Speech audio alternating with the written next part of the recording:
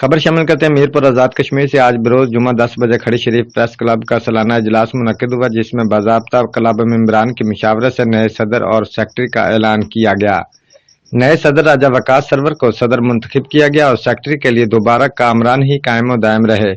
बाकी अहदेदारान की बॉडी बाद अमल में लाई जाएगी। तमाम मेंबरान ने राजा वकास सरवर और कामरान को मुबारकबाद से नवाजा और गले में माला डाली।